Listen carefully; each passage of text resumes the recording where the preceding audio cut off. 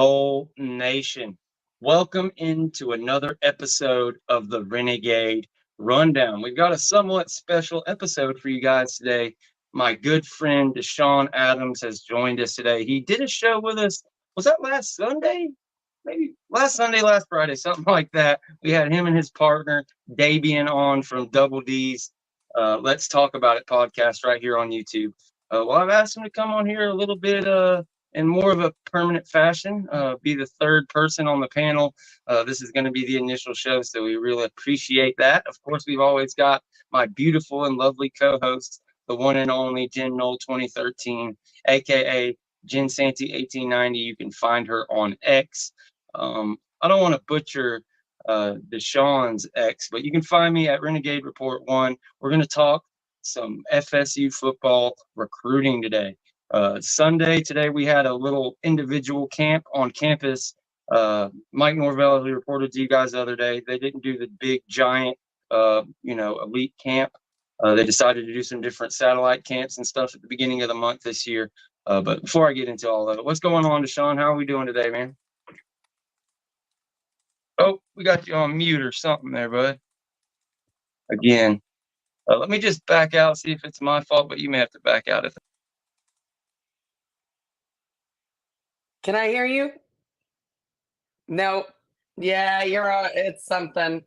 I think you're probably going to have to back out, Deshawn. I hate to say it.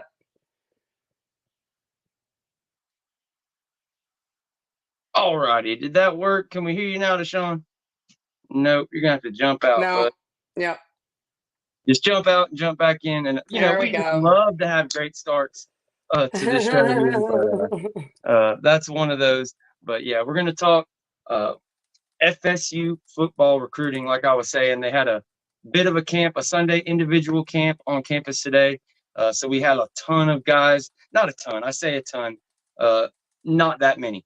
If you see people out there comparing official visits and you're seeing a lot of people, even some Florida State commits on campus at some other schools, that's why. That's why I wanted to tell you guys that right off the rip. Florida State did not do its big elite camp on campus. They're doing more of satellite camps and stuff. And just this one individual camp today where we're going to start out talking about the 2025 cats, but we also had a bunch of 2026 cats on campus today. As we bring Deshawn back up. What's going on? All right, I'm good. Can y'all hear me well now? Oh, yeah. You in there. Okay, that's better. All right. Yeah, man, it was interesting today. I hadn't gotten into it too much as far as the camp today, but just looking ahead, I can see that we have some big visits coming up for the summer. And I was looking into some of the prospects, and it's really intriguing. I'm really interested in seeing where we go and how we build off of last year's season, the year before that, and then typically how the class will come together, as we get into the summer months. Yeah. As he talks about the summer, with the advent of the early signing day, the just sped up kind of speed of recruiting calendar, it goes 24/7, 365.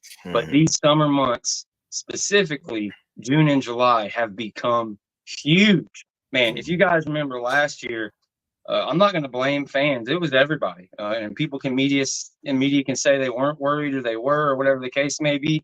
Last June, we're like, dang, man. May people are starting to get commits. June commits out of the yin yang for other schools. And even we were reporting, we were expecting more. We were expecting, after this big camp early to get those commits. But it just didn't quite work out. Of course, they had it all planned out. We got to the first week of July, second week of July, and boom, there was a 4-day stretch where we had 12, 13 commits. And you really saw that 2024 class come together. And I'm expecting the same exact thing this year. As I mentioned earlier, there aren't a ton of people at this one-day kind of camp at Florida State. But one of the guys that we did have on campus, I threw him up on the thumbnail. He got a phone call. Or not even a phone call, a FaceTime call. A 4-star defensive back recruit gets a FaceTime call from the Jalen Ramsey, first-round pick, absolute stud, all-pro, Pro Bowls, probably end up in a gold jacket in the NFL. Pretty awesome to have a guy recruiting him. Pretty sure you got some film linked up, and you're a little bit better at pronouncing his name at this point. So you want to let the folks know about this 2025 DB I've teased here. Yes, it's Onis Conanbenny. He's out of Columbia, South Carolina. He's probably about 6'2", listed at 6'2", 185. So anywhere now between 6'2", 195, 200 is where he'll play. Typical DB that you're going to see Patrick Surtain recruit going forward. Long arms, rangy, quick feet, decent hips. He really jams good at the point of attack against receivers. Decent makeup speed. I think it's really his range is really what you're seeing. But the fact is that he is located in Columbia, South Carolina. It's going to make it very interesting, his recruitment, because he's right there in South Carolina and Clemson territory. So trying to get him is going to be very key in what we can do. Yeah, no doubt. We've talked a lot about this particular defensive back class isn't huge. There's not a ton of stuff out there like there was last year when you saw us sign, I believe, 4 or 5 guys. Patrick Surtain has a particular type. He likes his cornerback 6'1" and above. He likes his safety 6'2" to 6'5". You see a lot of these guys out there. That's his thing. Kind of like, with Randy Shannon, he has a type at linebacker. But with Patrick Surtain this year, unfortunately, there just aren't that many guys out there with a ton of length at DB. The best players at the position, for the most part, when I look around the country, we've talked a lot about a guy like, slipping my tongue here, Ladarian Clarity out of Milton or Pensacola, Florida, excuse me, a guy who I'm huge on. And I thought he was an absolute beast. I've been just talking everybody's ear off about it. I'm asking Jen to text everybody she knows close to the program. I'm talking to Chris, telling James every time I can give him a chance. I'm even messaging 247 people, telling you this Clardy kid, they need to get an offer. I know he's not that big, but he's an absolute stud. Well, sure enough, it kind of worked out in my favor and everybody's favor. I think I had 0% effect on that. I don't know if I helped the kid at all, but it just so happens that there isn't a ton of length out there at the position. It just is what it is, unfortunately. But yeah, Onus, man, the kid's a stud. I believe he's about 6'1", if I'm not mistaken. Yeah. So what I'm hearing is that when he's drafted, you're going to be in the green room with him. Is that what I'm hearing, George? I don't know about that. But that would be pretty good. Is Clarity also listed as if I had said his name correct, is he listed like an athlete right now? Because I think someone had sent me something on him a couple of months back. Yeah, I believe he is. Man, it's so hard to keep up with, what position these guys play. Because you take a guy like Josh Petty, he's offensive tackle on one side, interior offensive line on the other. Same thing with Peyton Joseph. He's it's the opposite, offensive tackle on 3, inside offensive line on 247. But yeah, Clardy, he is listed at safety. He's listed out of Escambia. Plays at Escambia in Pensacola. Yep. Yeah, I see him now as a safety. Yeah.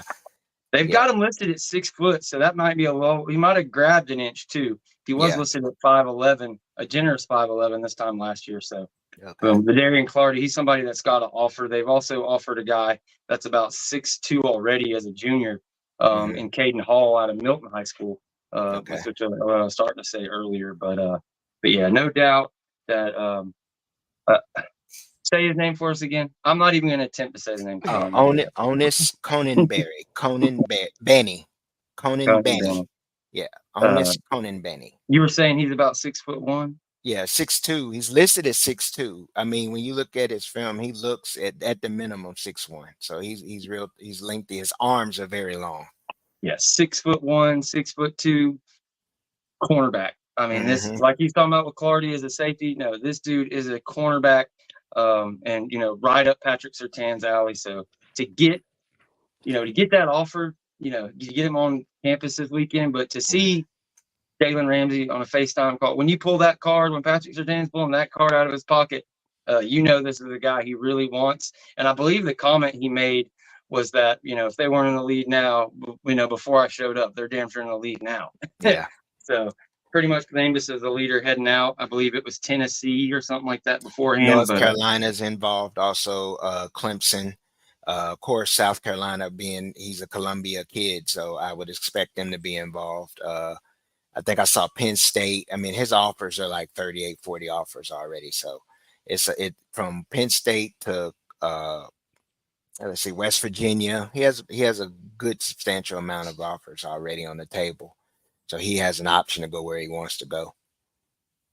Without a doubt, he's going to be one of those guys. He'll continue to blow up. Another defensive back is the guy they call Zay, Gregory Zay Thomas. I'm a big fan of him. When you talk about Patrick Surtain and, you know, just coming in and building a pipeline in the state of Florida, you know, American Heritage is what you know what you're talking about. American Heritage High School has become like Armwood is for Florida, it seems. And here's another guy, Gregory. His middle name is Xavier, so they call him Zay. 6'2", 190. He's probably closer to 200 pounds if I had to guess. Right now, the dude's an absolute stud. They've got him listed at like number 300 or number 291 via the 247 composite, but he's another one of these guys where don't believe it. Don't believe what they say on 247 or on 3. I believe his ranking will probably reflect closer to what it is the closer we get to signing day. But yeah, I believe he's closer to a top 150 player, and he's going to be one of these guys to have a monster senior year. And I didn't know if you had that film, if you were able to still pull that up or not. Yes, but, give me like we were 1 talking second. About, there we go. Really I have it. This guy. I have it. One thing I noticed about him is in watching the film, if we bring it up, he shows some versatility where I could see them shifting him possibly flexibility to play safety also because of his size. He looks more like an in the box guy. Can come downhill because he's not afraid. Like Conan Benny, neither one of them are afraid of contact. That's one thing I noticed. Physical, real handsy though. Playing on the outside, but I would see him playing in the slot or at safety also at the next level as versatility. So he could be cross-trained and probably move to safety. I'm not saying that's what they're going to do, but I could see it because of his frame. You can add more weight on. I could see him being in free safety. Yeah, I agree. I think he's listed at safety on 247. So yeah, that's definitely the way I lean on that as well.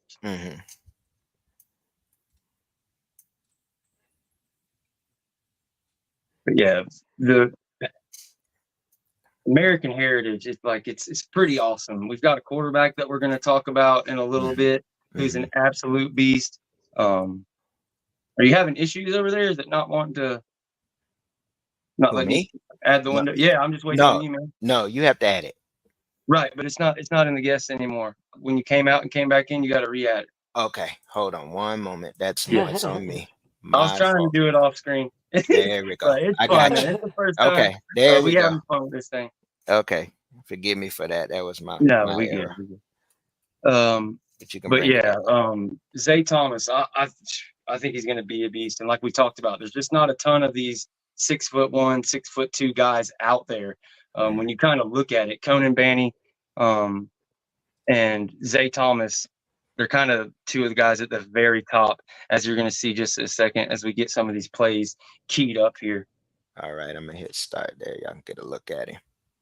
I think he's going up here. This may be against Chaminade, so I think that may be JoJo Trader that he just was matched up against there. They had a battle. They had some battles for sure.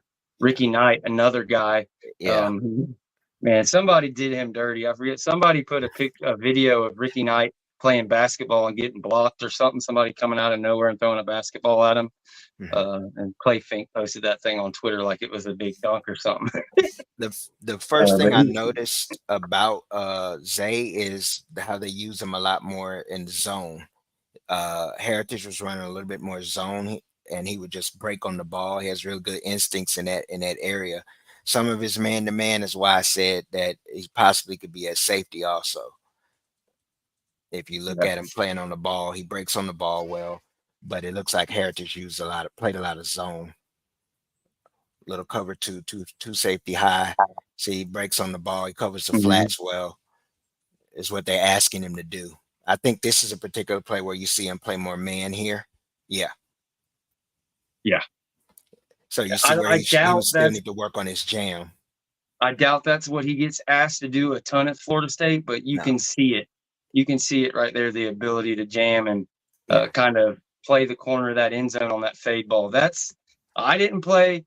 This is just from talking to people and studying the game, but I know you have a little bit better, history there on X's and O's and stuff. Guarding that fade like that in the corner of the end zone, that's just kind of one of those things, like you either have it or you don't kind of deal, man. Yeah. And FSU plays a lot of trail man. So seeing how he would fit there either as a corner or a safety would I can see where he'd fit in the system.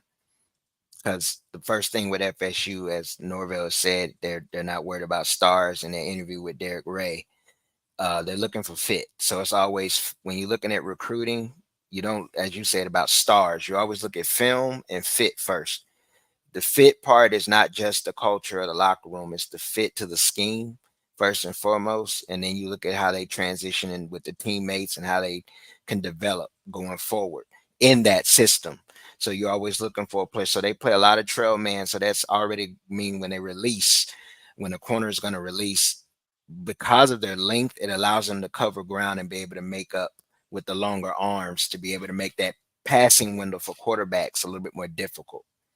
Without a doubt. That was a great explanation. And, explains exactly why he wants that length out there. Because, I mean, you can't, they always say you can't teach size.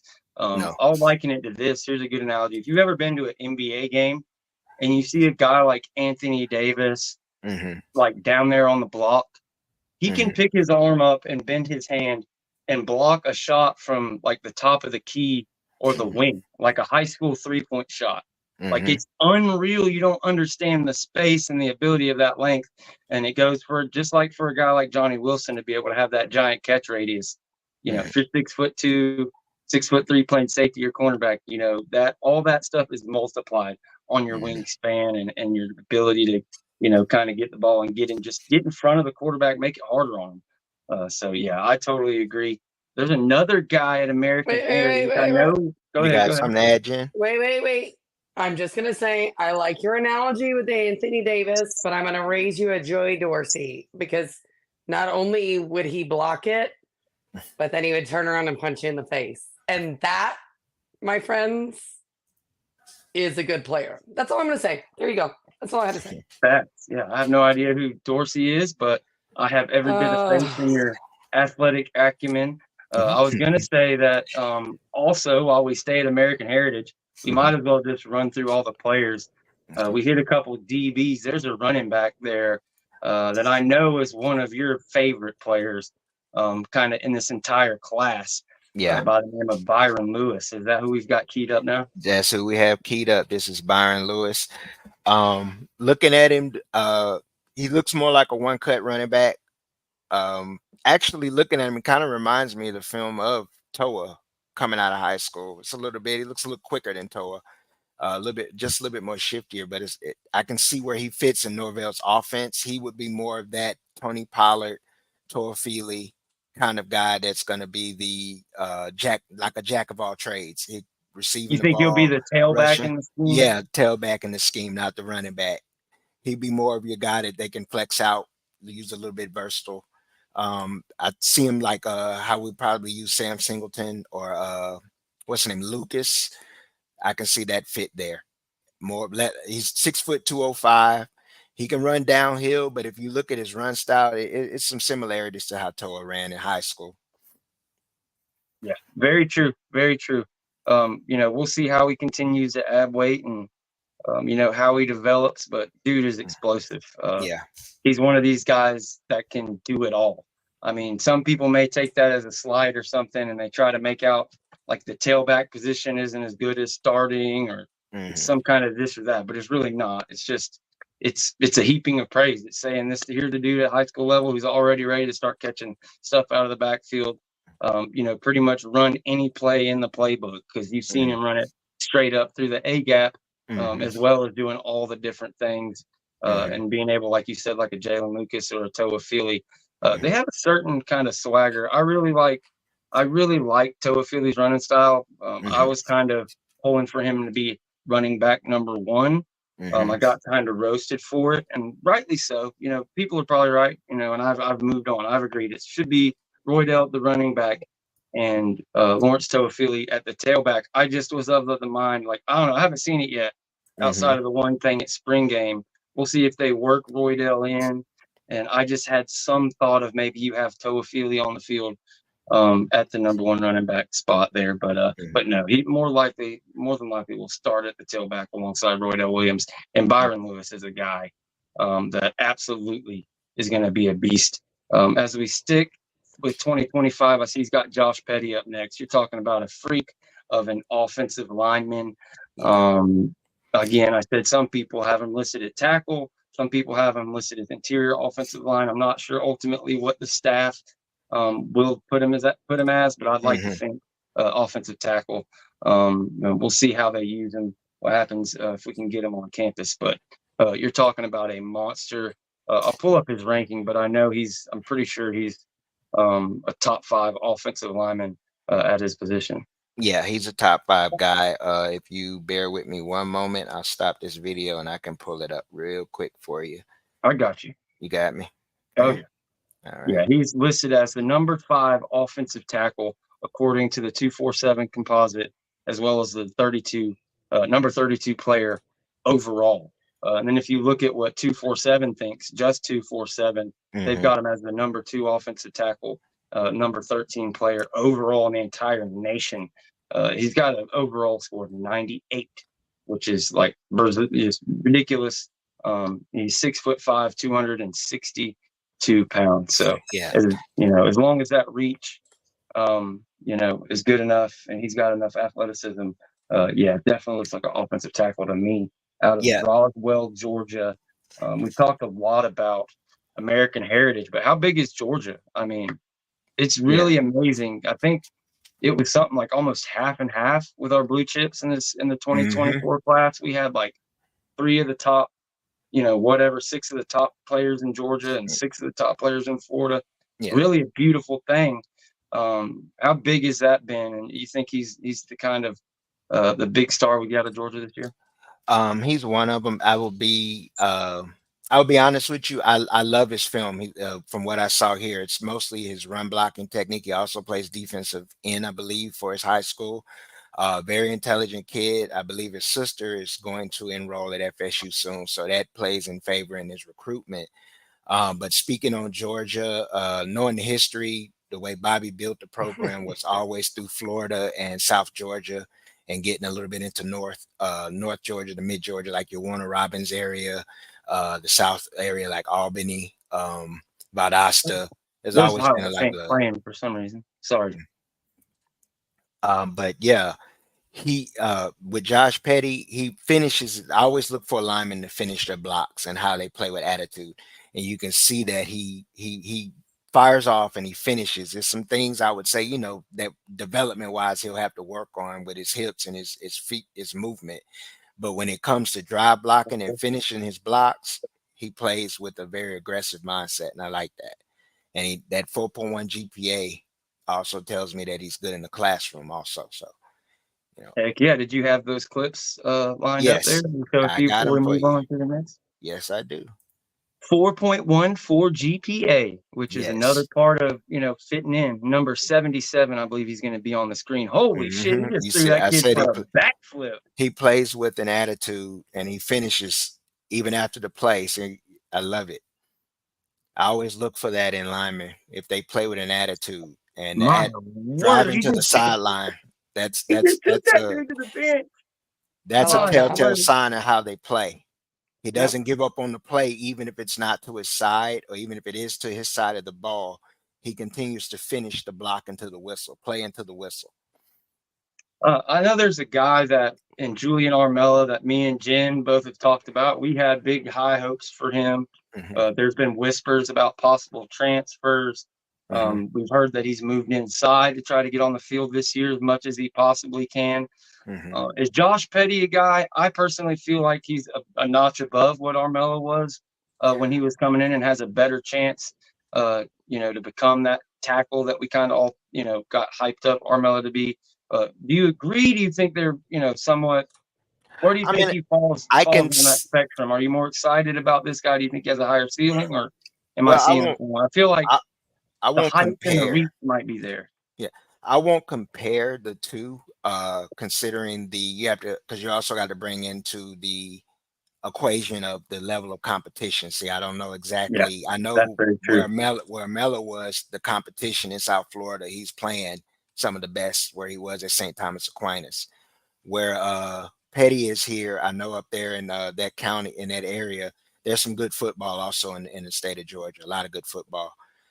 So I won't make a comparison player to player, but as far as upside, I can see where he could either play tackle or guard. I mean, I'm just going to talk football as far as what I'm seeing on film. I can see where they could slide him in. He has good feet, but with development, I can see it getting better, especially with his hips and his explosion. But when he gets onto his blocker, as you see there, he does not stop driving until the play is finished. Yeah, there's a That's a level good of starting pop point. on there to me that's just a little bit different. Yeah. But you definitely answered that. That's totally fair, and I probably would have answered it the same. It's easy to get me to get you to try to compare them. Get everybody mad at you. But no, I love it. Some beautiful clips, and we can go to whoever you want next. Okay. But I think Gene's mad at me. But I'm gonna guess here. The guy that you brought up to go with my analogy when we're talking about the size on the court there, you said something about a Dorsey, Memphis basketball player. Yes, Dorsey. I know who you're Okay. talking about. I know. I just know Jen was fuming over there I for getting wasn't that shot in. fuming. I was not fuming. I love me some Joey Dorsey. I mean, I just remember in the NCAA tournament when poor Michigan State was down 55-20 at the half. I mean, that man was a beast. That's all I'm going to say. I love me some Joey. Anytime he comes to Memphis, we all go to the games and it's Joey. I mean, if the Grizzlies would just sign him, I could die a happy person. There you go. Give it to me, please. Well, there's one thing. If you're into trivia or you're either a Memphis native, you're set up. You're going to have your Memphis trivia or you're going to get some hometown shout outs from my girl, Jen. Obviously, also Chris from the Memphis area, our athletic director, Mr. Michael Alford. Like there's plenty of stuff there, so I can't talk too much crap. We gotta show love for the Memphis people and the Rendezvous Barbecue because it's and all that stuff. Like we're all intertwined now. It's so Absolutely. fun, and I love every minute of it. I've been waiting for it my whole life. And it's finally happened. It's beautiful, and I hope we get to all hang out at that nooner there at Doak Campbell Stadium. But the next guy we're going to talk about, I see my guy Deshawn has brought up Tavion Wallace. This was a conversation we were having when he was in the news earlier this week. One of the absolute best in the country, the linebacker Tavion Wallace. What do you think, man? This guy's absolute cornerstone, could be the cornerstone of the class. I know we have some commits, but at linebacker, this could be one of those guys I think that a lot of the fan base has been waiting on. I know we got a commitment from another good linebacker in Ethan Pritchard, and this guy, you add this guy to the class and you pretty much sewed up that position as far as for the class this year. I know we were in the top 6 for another linebacker out of Bradenton, or he plays at IMG, and Gavin Nix. We made his top 6. He announced today. Yeah, he dropped his top 6 today. So that's another linebacker that we're trying to get in on and recruit. But Tavion is, as they say, he's that guy. He's like that. He's one of those type linebackers that is a program changer, operates within any system, can come after the quarterback. You can use him to attack the gaps, play the run. He trails real good on the backside of plays, follows and finishes on his tackles, and he can game changer. That's all I can say about him. Facts on top of facts on top of facts. Another guy from Georgia. Can I ask one question about Tavion? Mm-hmm. How do we even feel about that? Do we think this is like a Florida State Georgia battle? And if it is, yeah, I think Georgia is definitely in there. Florida's in the mix also. Oh, well, I mean, let's be real. Also. That means it's a Florida State Georgia battle. I'm sorry, I'm just being mean. But I just was wondering, I love Tavion Wallace, and I know there were some crystal balls for him for Florida State, and then it kind of seemed like the talk has now gone to Georgia. So I just was wondering what everybody thought before we moved on. And I know this isn't like a recruiting prediction show. I just had a question. My brain goes different ways. Sorry. Well, in the end, it's going to come down to the kids' decision. I Right? know we're in the mix. That's all I Yep. can say. Uh, Florida's in the mix, and they're serious. But when it comes down to it, he's a Georgia kid, Lee County. Mm. That's not too far from where I'm at. I'm gonna definitely go check him out this year. So a few guys I see that we're in on or trying to get in on that are within my radius that I'm gonna look at this year. I just really, Georgia. If Kirby turns up the heat, it's going to be hard to keep him out of this, get him out of the state. But we're in a good position. We're in a real good position to get him. I love to hear that. Yeah, I couldn't agree more. It's one of those things when you're dealing with these top 50 players in the entire nation. It's you're never going to be 100% sure. You're like you said, and you were kind of joking about Florida. Well, it's really FSU and Georgia, but no, there is truth to that. There is the fact that this season has to get played. So I agree somewhat. Yeah, I like what Florida State's going to put on the field over all those teams except for maybe Georgia. So that's one where the culture and everything that goes into it. Definitely, I agree. Will probably be your biggest threat, and he's not a guy, that's going to go somewhere else just to get on the field as a freshman because he could go here and go there. No, he's going to anywhere he goes, he's going to have that ability to compete and get on the field early. It's just a question of which school he decides to go to. Personally, I think the reason that I'm kind of, whatever at 70, 75% and have my confidence the way it is just the fact that he plays in perfectly to exactly what Randy Shannon wants. Everybody knows 6'1", 200, 210 pounds. Like he is his prototypical guy to come in there and just be an absolute freak, whatever. Be his Mike Singletary or something for this defense would be amazing. So bring him in. And like we've talked about, you'll never know, but no, I have definitely heard rumblings and some momentum Florida State's way here this past week after Georgia had, like Jen said. Absolutely. I just have one more question on Tavion because somebody put it in the chat and I've heard it too. Have you guys heard that Tavion is kind of close to Ernie Sims? I have heard that a little bit. I haven't. And somebody just put that in the chat that Wallace would be a Sims get. I have heard that maybe there's some sort of connection, but again, I don't know. So I was just going to ask since it was in the chat, and I don't mean to throw you guys off. I was just asking if you guys had heard that as well.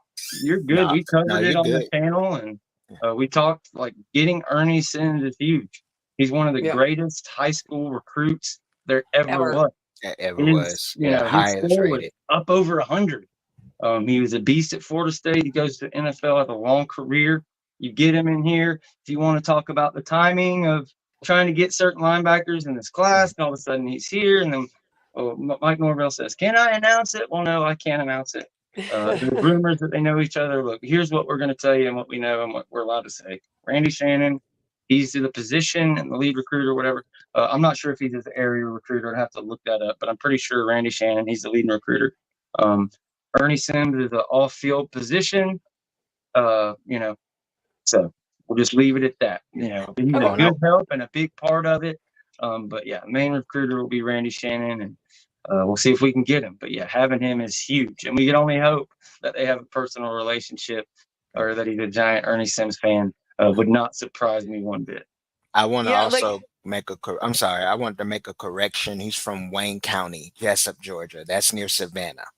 So we got some boots on the ground that could put a little buzz in his ear, and OG Deloach. So okay, so then that makes more sense with the Ernie Sims stuff that I've heard. I'm not saying I don't know that he's like a huge fan, but there is some sort of connection there, and that makes a lot of sense with the area you just talked about. So that makes sense.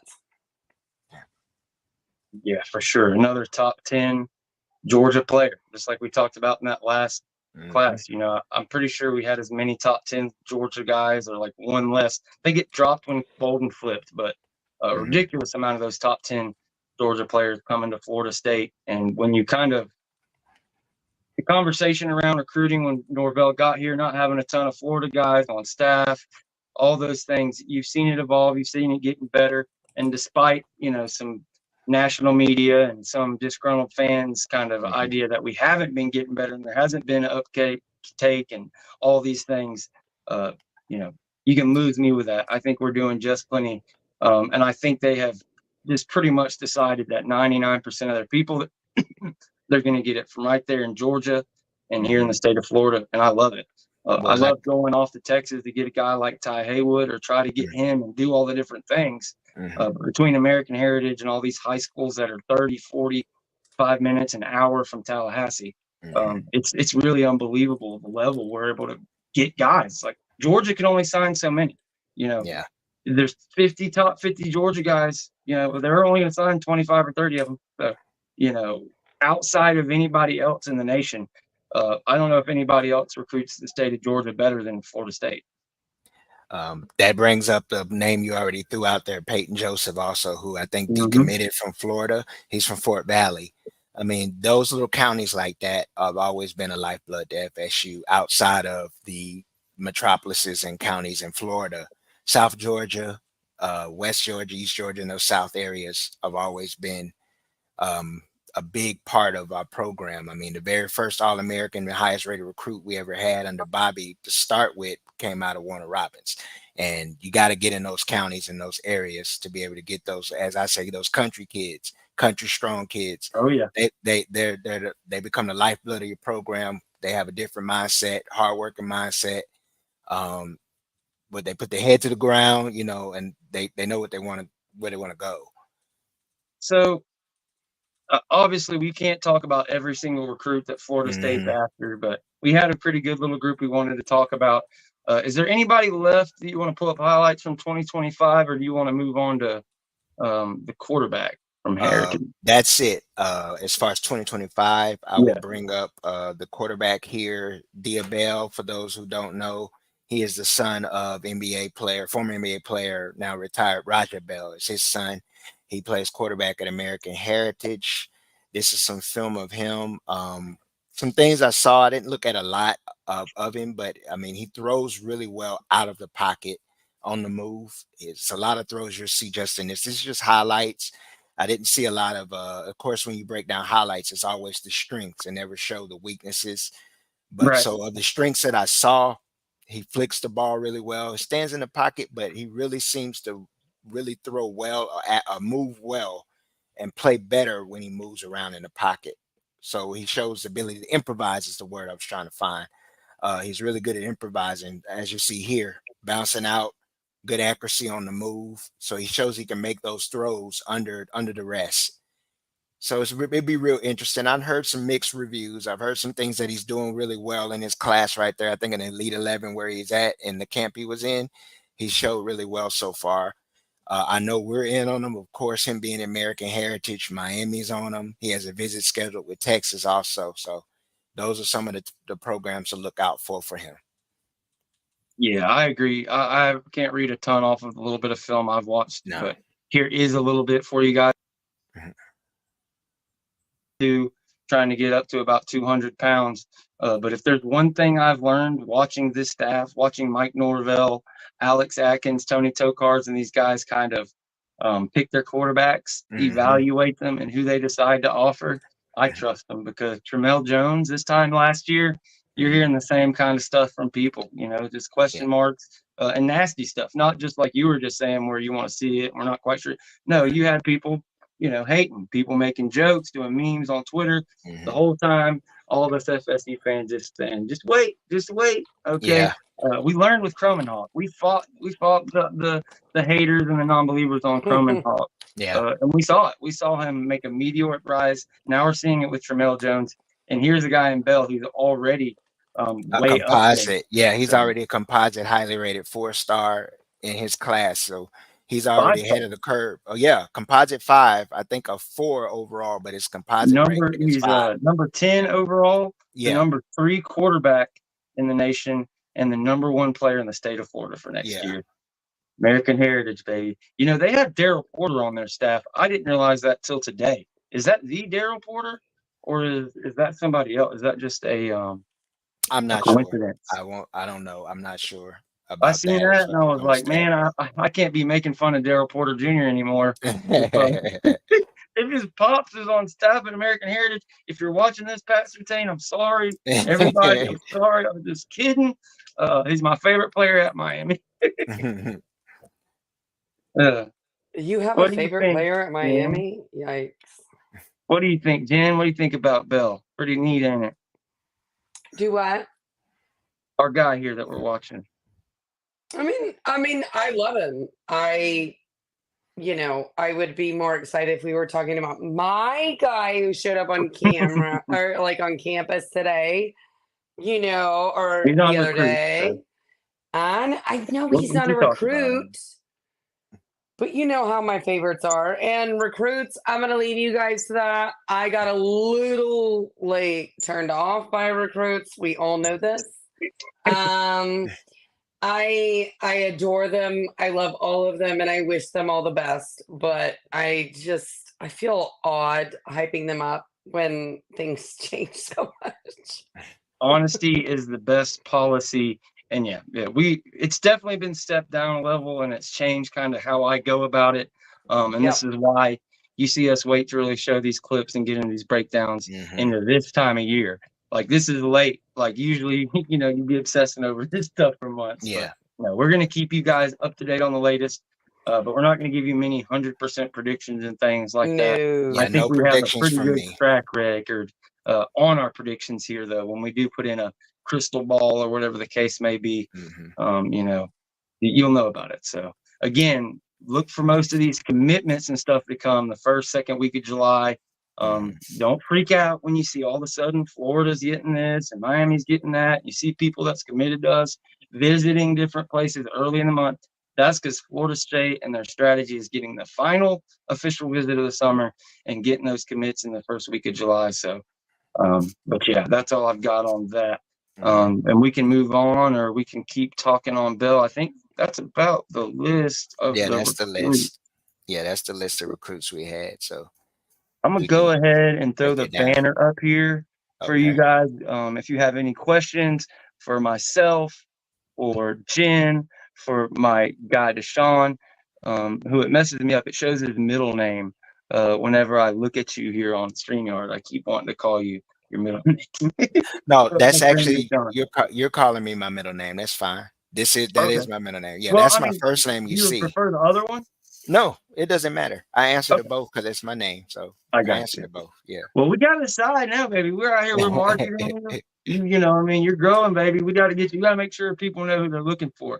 Maybe we could play it off. I tell people I have an alter ego called Splurge after I get 8 beers in or whatever the case may be. When you lose that behind the eyes, which I don't drink very often, but anyways, yeah, Splurge comes out. Maybe Damien can be your troll personality. So whenever we want to talk some shit or you want to compare two players, I can ask Damien about that. Or Tiny and I can have you on the roast and you can talk crap and we can call you a different name. There you go. Speaking of the roast, do we have an announcement you want to make for your guest tomorrow on this? Do I have an announcement? Does everybody want? Let's see. What do people think? Y'all want me to announce it today, or do you want me to wait till tomorrow? Let's see. I need one person in the chat to answer it for me. Let me announce it now. Nobody's answering. I mean, I'm kidding. Fine. All right. So, okay, finally. Okay. We have Coach JB from Last Chance U is coming on for the Renegade Roast with me and Tiny Hat. And no, I am not pregnant. Good God. Lord have mercy. They're trying to start a war in the comments now. They know she's looking at the chat, so they're going to put whatever. Lord you have got more mercy. today now. But yes, you were totally off on that one. The real coach, JB, Jason Brown, the polarizing head coach of Last Chance U's, the Independence. And what was it called? Independence. I think it was Last Chance U was at a coach at Independence Community College. Community college. Yes. He's coached a lot of Florida State Seminoles. He coached Jermaine Johnson. He ended up getting Jonathan Franklin. He coached Malik Henry Malik too, Malik right? Henry. Yeah. Mhm. And I believe there's a couple maybe that are kind of lesser that I'm not even thinking of. So that'll be a lot of fun. He had some comments on FSU snub and stuff like that me and him went back and forth with. So it's going to be a lot of fun. He's going to come on with Jen and Tiny Hat. From what I hear, his view of that might have changed a little bit. So we're going to see what's what. We're going to have fun, do a little roasting.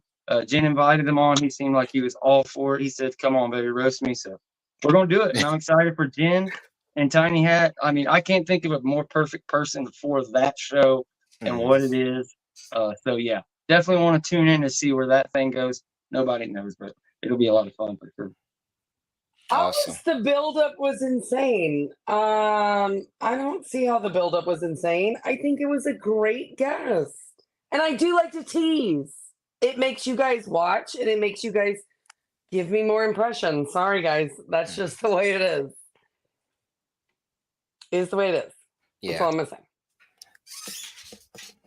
So I'm excited. I'm super excited. I'm a little nervous. I'm a little scared. I mean, I guess we've had like different guests on that I shouldn't be nervous about, but like I love that show.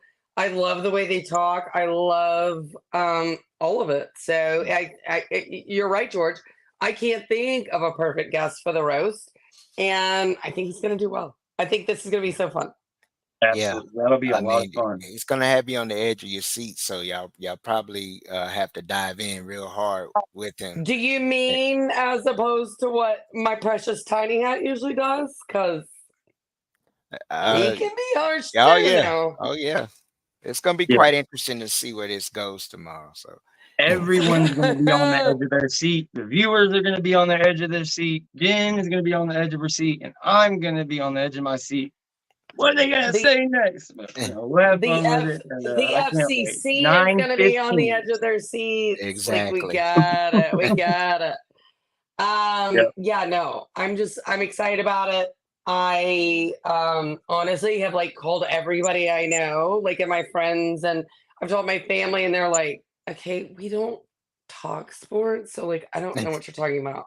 And then I get frustrated. I'm like, fine, I will just talk about it online, then y'all just leave me alone.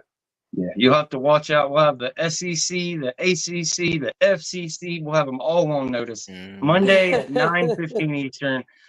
Definitely come check that out.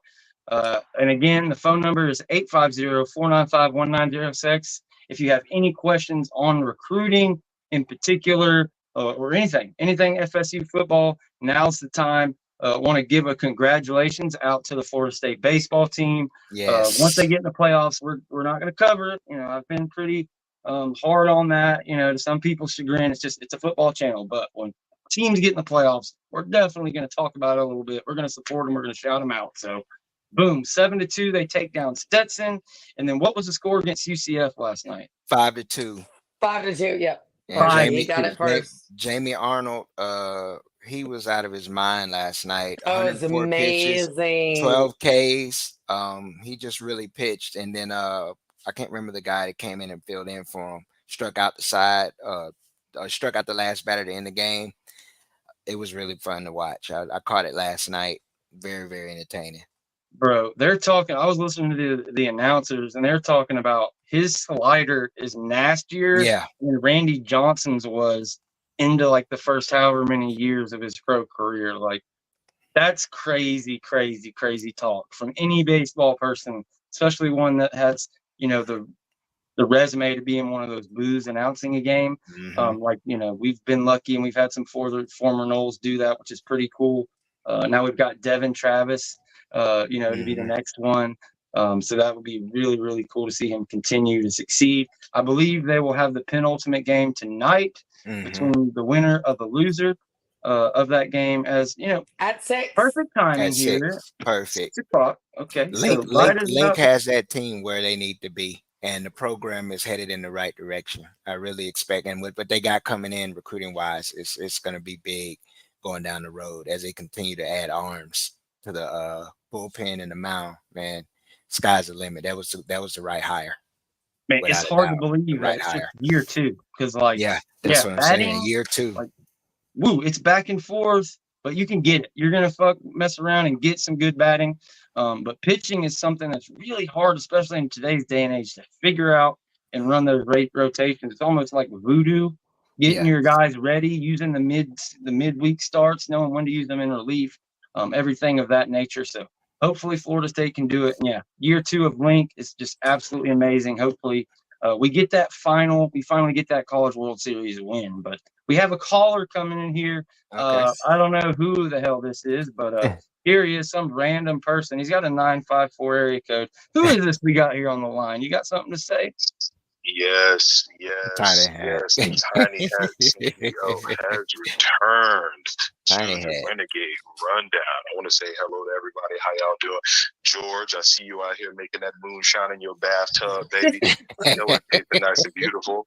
Jen, look at you. I see you, my FSU Harley Quinn. Love you, girl. Shout out to Deshawn. I really wanted to ask you a question. You know, I ain't going to go off on no rant out here, but I just wanted to shout out to you real quick and ask you a quick question. Have you been hearing from all of these recruits out here on the trail about what Mario's high heels look like, the red bottom high heels that he's got with all the holes in the bottom? Okay, because from what I'm hearing out here on the trail, I'm hearing that player that they got in the transfer portal, he thought everything was sweet. And then he got down to Coral Gables. He took a look at Mario's shoes and he was like, oh, nah, what they out here pitching is some bullshit. So I wanted to know if you've been hearing this from any of the players out on the trail, whether or not they are happy or they are concerned with the holes in the bottom of those red bottom University of Coral Gable Hurricanes loafers that he's got going on. Because you see, he's only about 6 foot tall. So he put those extra manly step ups on so he can have that extra height. And I wanted to know if any of the players are out here talking about that. I can't wait to run into everybody tomorrow. Leave Jen alone. All right, leave Jen alone in the chat. Me and Momo55 gonna have to have a nice conversation tomorrow because I can't have you out here going back and forth with my girl like that. Leave her alone. All right, pull up tomorrow. Tiny Hat Gang, we out. Boom. As All always, right, he comes man. in with the fire and all of Yes. that out. It's cool, man. I thought he was talking about maybe Mario was wearing those fake Christian Louboutins, you know, like with the red bottom high heels since he's so short. If he's wearing some fakers like that, y'all tell me where I can find them, because those red bottom like black high heeled shoes is like my dream, FYI. But they're $1,500 a pair. So is he wearing those? Because that would be really sad. Mario. Yeah, not sure on that. Mario. I came up with a new name for him. You know, we like to always mess with him about his needing of a man's ear, if you will. So I'm gonna start calling him Mario Saggart. That's my new name. Mario Saggart. They're like Taggart, but we put the S on there, so that's it. Mario Saggart. That's what we're going with. Not Saggart. Oh my! I know y'all God. see Willie with the donk out there. Oh yes, I saw it. I saw Everybody it. was giving the man. Mm-hmm. Is that your deal? The 500 spokes? Like that's like a Texas thing or something. I don't know. Is that a Florida thing? No, that's I a thought Florida it was thing. like big wheels, like. No, the donks, that's a Florida thing. Texas too.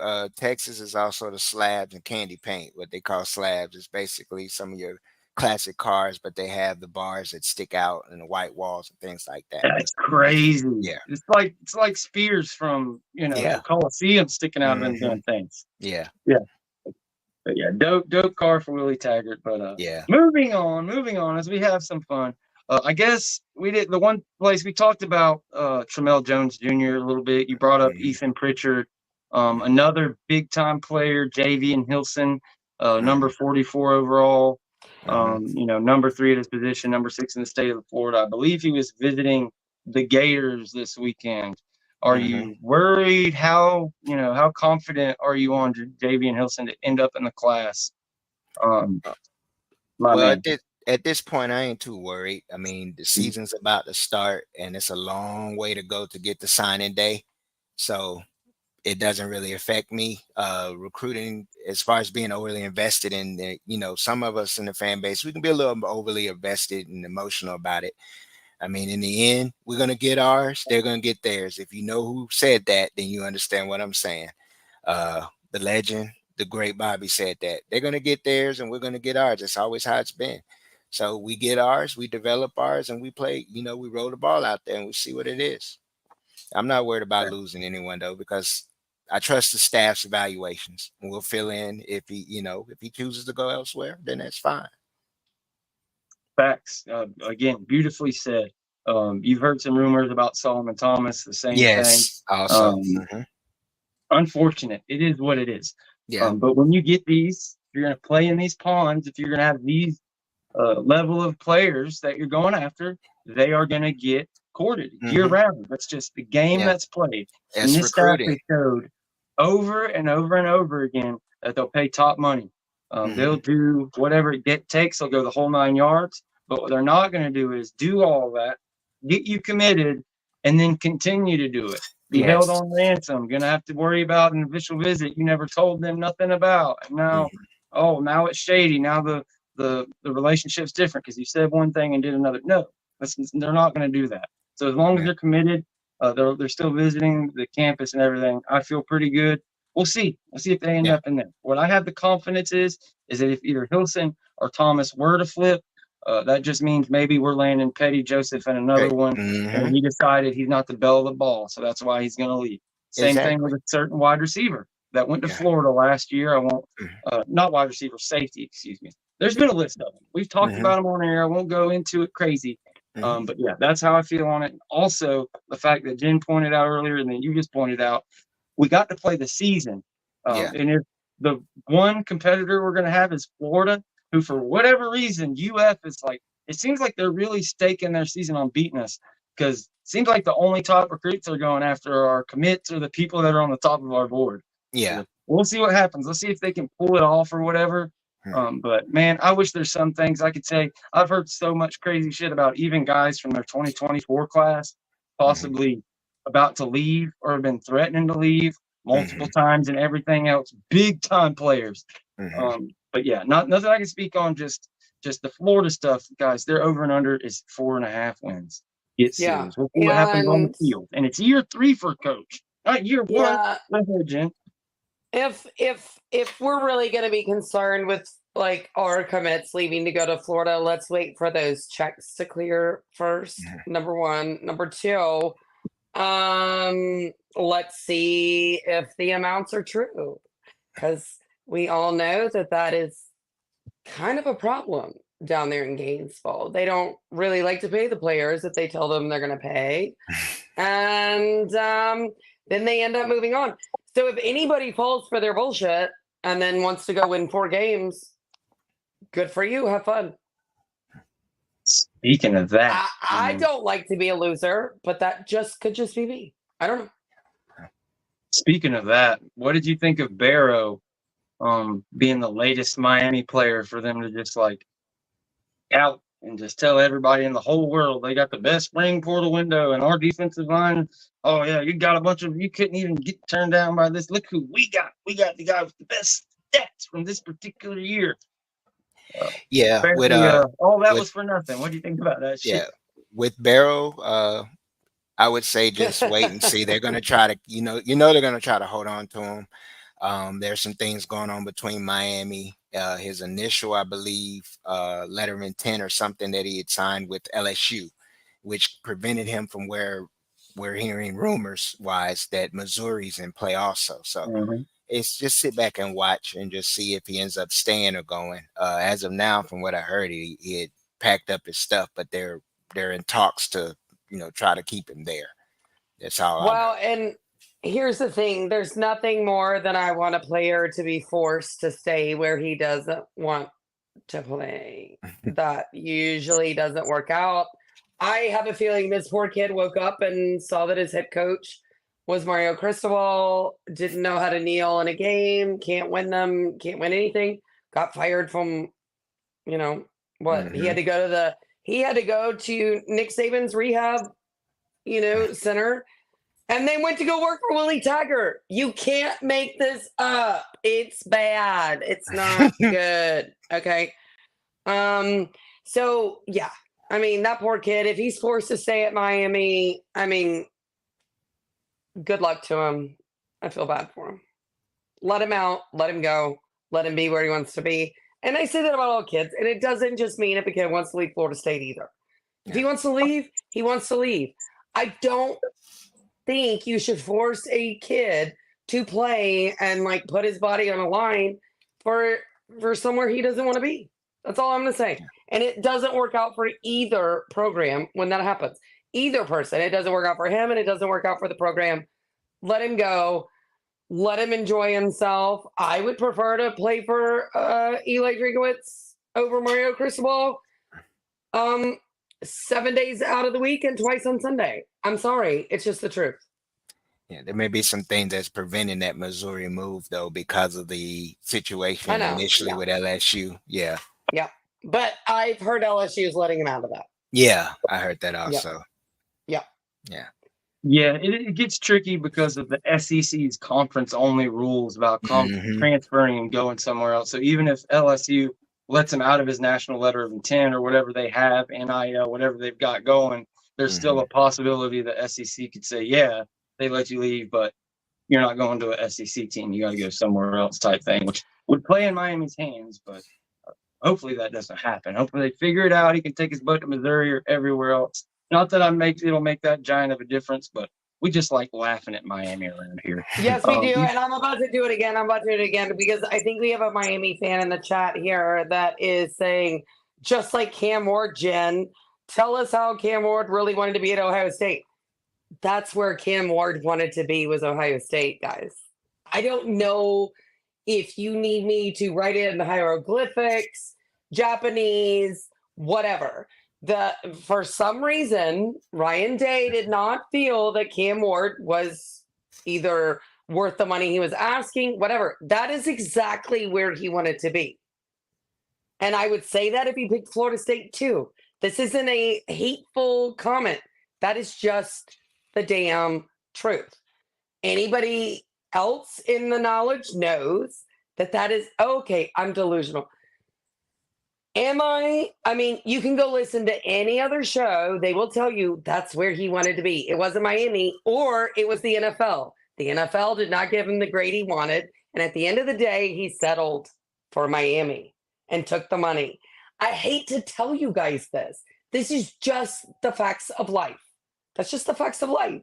And I'm sorry if you don't think I know, but I kind of do. I do have some good connections. I'm just saying that. Okay? That's exactly where Cam Ward wanted to be. That's it. Do you think a star quarterback really wants to go hitch his wagon to Mario Cristobal? No. Yeah, if you can like look at it from the outside looking in, and the success guys like Justin Fields and on that have transferred over there, like there's no way in hell you say, yeah. Let me go to Miami instead. Like even Joe Burrow transferred out of Ohio State and became a Heisman winner. Like that is the place of the quarterback you want to go. Similar to a Florida State with 3 Heisman trophies in the last, whatever, going on 40 years now. I used to be able to say 30 years. But long story short, yeah, I agree 100%, Jen. And then, like she alluded to, you believe what you want. You believe that Cam chose the NFL and it wasn't the other around. I choose to believe. I'm going to believe what I've been told, and that pretty much Florida State chose DJU. Florida State told Cam, it's not going to work out, or refused, or whatever his thing is. That's my belief. You want to call me a liar? Let's provide the proof, because it came down to we had his father on the show, and I'm gonna go off of what he said and leave it at that. Yeah. It came down to the chalkboard, I believe, in my opinion. In the end, and it was just the way he assessed running the offense. I understand with the staff, when they bring a transfer in, they want to know what's going on between the years, basically. How quickly can they transition into the offense or the defense? And how can they assess what it is they're seeing? And I think that's just what they took from DJ. They saw a lot more aptitude to be able to transition into the offense seamlessly and be able to go through progressions, what he's seeing on the film, what he's seeing on the field. I think that's what separated the two when it came down to it. Agreed. And LSU Momo says FSU chose not to wait for Cam plain and simple, and that's fair. Yeah. You know, I don't That's know true too. I exactly agree with that. what That's was true said, too. but I do know there came a point in time when FSU got to a point of, look, we got to have our signal caller, and they got to be in and 100% in right now.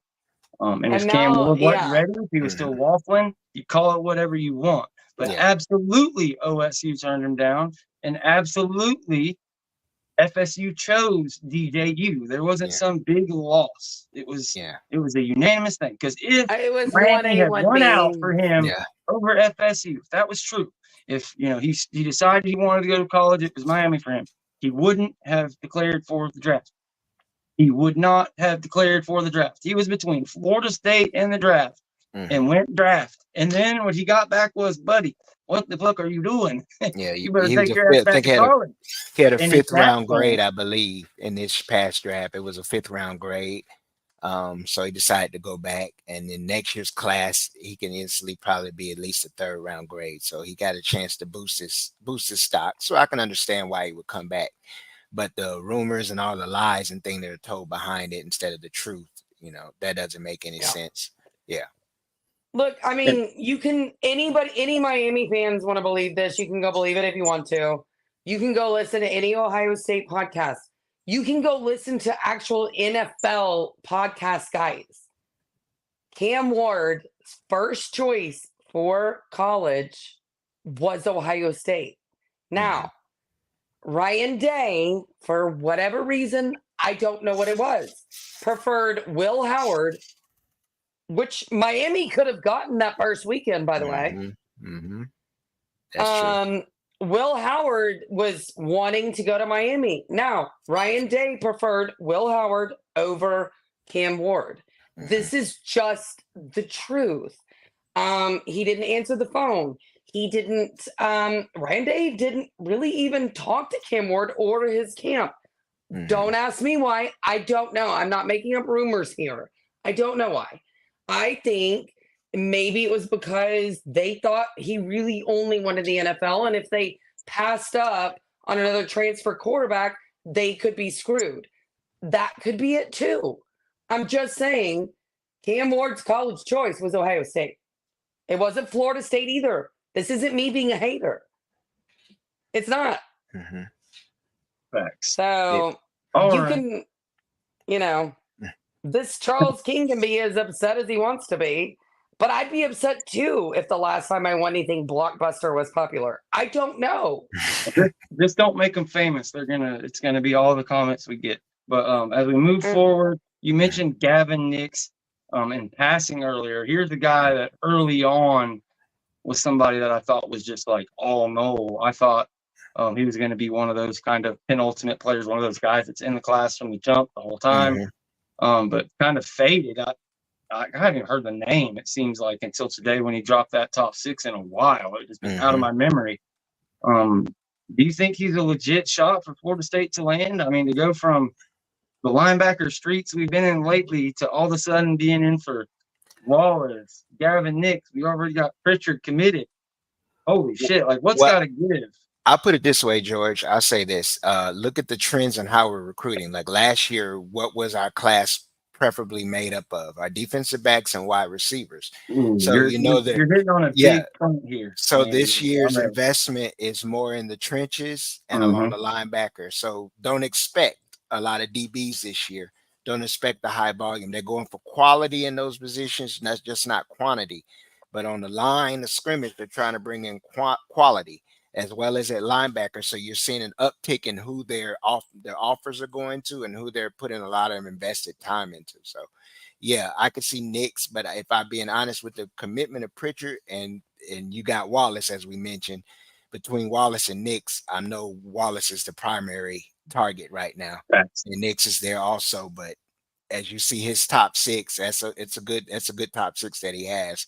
So we're going to be in a fight regardless. And these are the fights that, like you said, that you want to be in. I mean, if you want to rise to the top and be a dog in one of the big dog programs, you're going to have to fight with the other programs that are vying for championship status. So facts on top of facts on top of facts. It would be nice, but we'll see. I don't think we get all 3, but I think we get 2 of the 3 at the end of the day. I think if you don't end up getting Wallace, Nix hits, or if Pritchard walks, maybe you can get Mm. Nix to fill in. But yeah, I think that's the most likely is you end up with your two linebackers that think they Yes. have a chance to come in and play together Mhm. and make it. We talked about Florida last year, and we're pretty critical on all the resources and all the time and money they put into linebacker. They were recruiting like 5 linebackers all year. They were going to end up signing 3 or 4, whatever the case may be.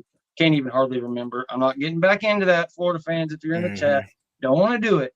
But yes, you brought up the perfect thing: the resources and the strategy of recruiting. Mhm. Georgia, they're going to get 30 players every year, and they're getting a certain number. They've got a quotient, and they get that same number of guys every year. Florida State used to do that. Mhm. A lot of schools still do that. But with Mike Norvell, whatever the percentage is of transfer to high school, we're working more high school than transfer little by little. It's changing, it's shifting, but still heavy transfer. You see us sign Yeah. 17 transfers in this class, 27 high schoolers, 26 scholarships. You have the one walk on who's also a blue chip, and Trevor Jackson, the quarterback.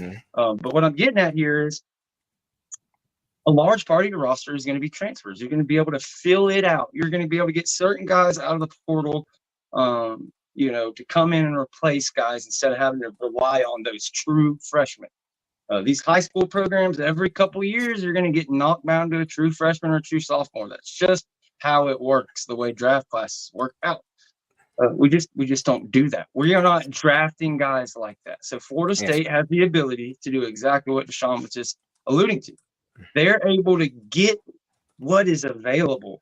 They're allowed to pour their resources into the strengths of that particular high school class. Last year, it was wide receivers and DBs, and he talked about it. We signed like 5 each.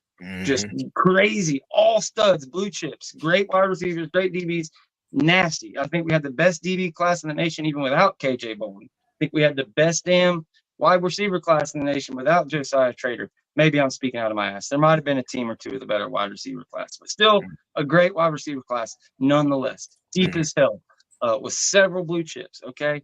This year, it's going to be offensive line and defensive line, specifically offensive line. It's a big focus. Why?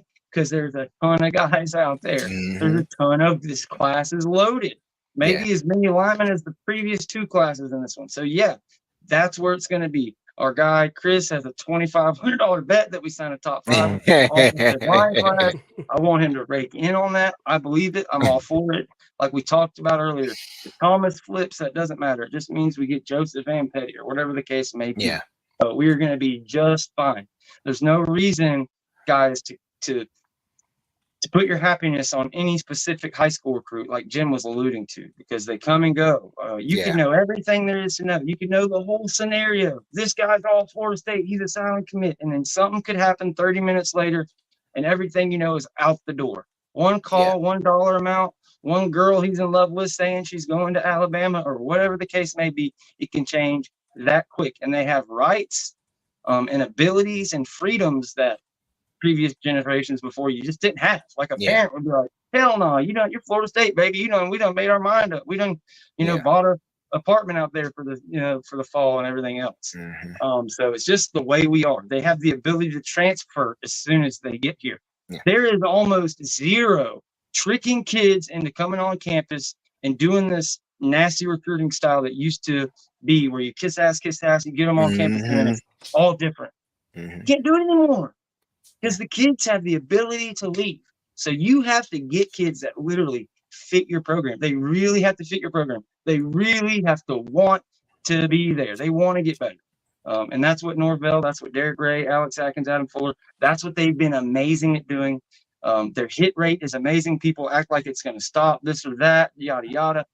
Lose me with that shit. That's pure evaluation. Recruiting the portal is evaluation. You don't hit, and now you're not going to hit.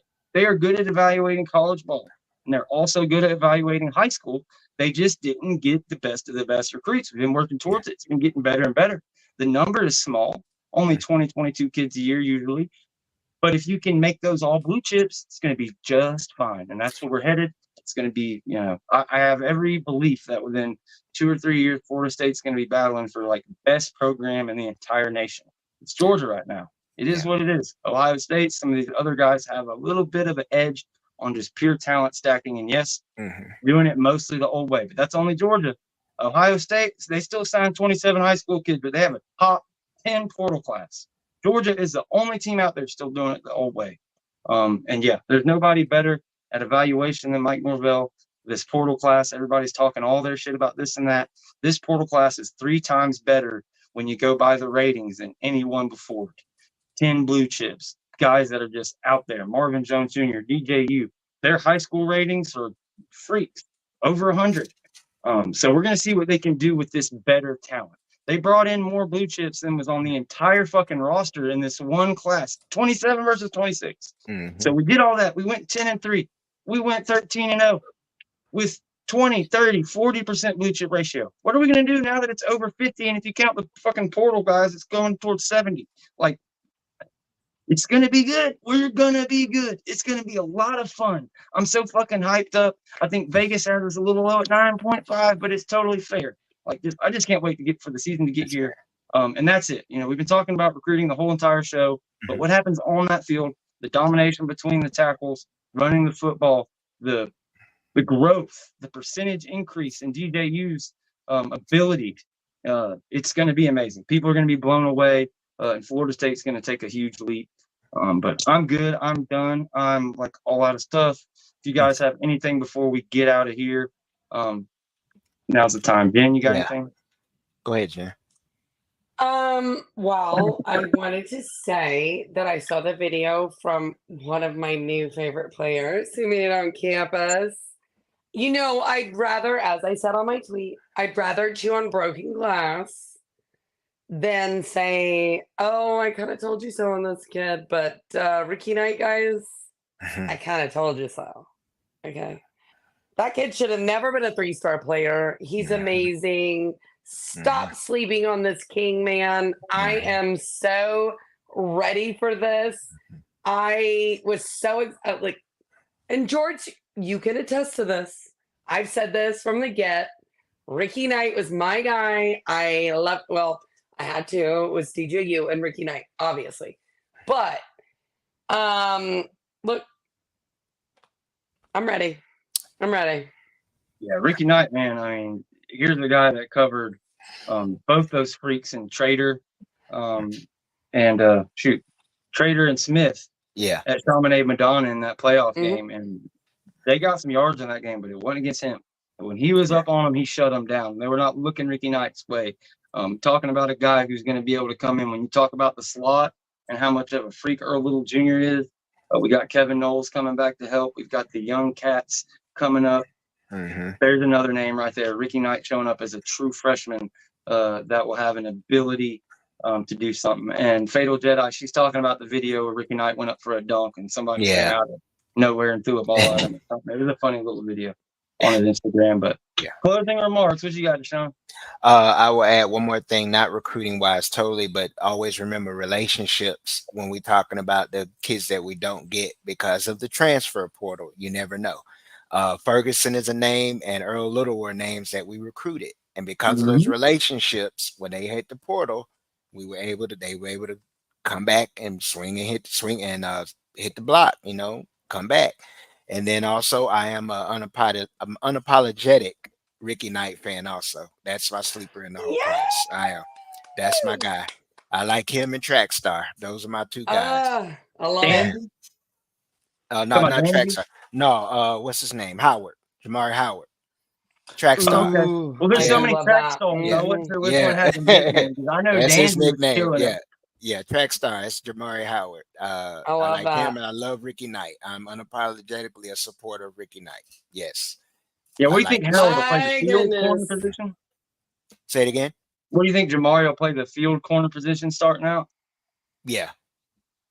I think he was injured a little bit this spring, so we didn't get to see him that much. Yeah.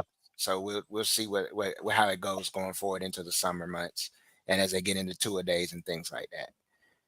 But Bam, you heard it here first. We love you guys. We're up to, I think, 310 people that are watching this thing live. If you didn't get to see the beginning, Make sure you run it back, watch the first 30, 40 minutes. We ran through some highlights of some different recruits that are fresh on the mind. Everybody in Knoll Nation, get back in here tomorrow, 9:15 Eastern time.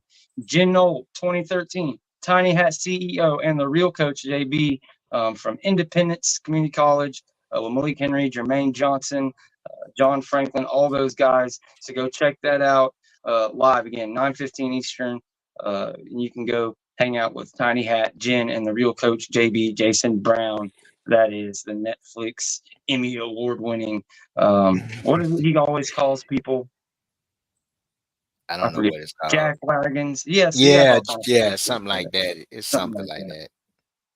Go check them out right here for the roast. And we'll leave you guys with a little bit of our guy, Trub Life. If you're not subscribed, you go find the real Trub Life, FSU versus everyone. It's about a minute long. What I've got uploaded here. Let's listen to it, and we'll see you next time. Hey, man. FSU versus everybody. Let's go. First off, fuck Bama in the road tide. Fuck Tuscaloosa in every city that's close by. Bitch ass hillbilly redneck fans. Auburn almost caught y'all slacking like dress pants. Michigan trash, they ain't got a damn chance. Only Wolverine I respect is X-Man. Sheen ass coach got exposed, still in plays. Damn right I'm bitter, y'all sweeter than lemonade. Texas ain't shit to rave about. The Longhorns only good at a steakhouse. Had y'all like number 3, I was like, no way. Y'all lost to Oklahoma, which means y'all just okay. And Washington not important. Y'all be some ducks acting like that's vital as an organ. If we played y'all, we kick that ass Chuck Norris. Y'all stay boring. Only thing in that bitch is a forest. Let's set the record straight. Fuck your team if it ain't Florida State. 13-0, undefeated. Damn, what more it take? Denied our presence. That should be a crime. They jealous. Probably get in if the Gators wasn't violent. Miami better not say nada. Last time they won a championship,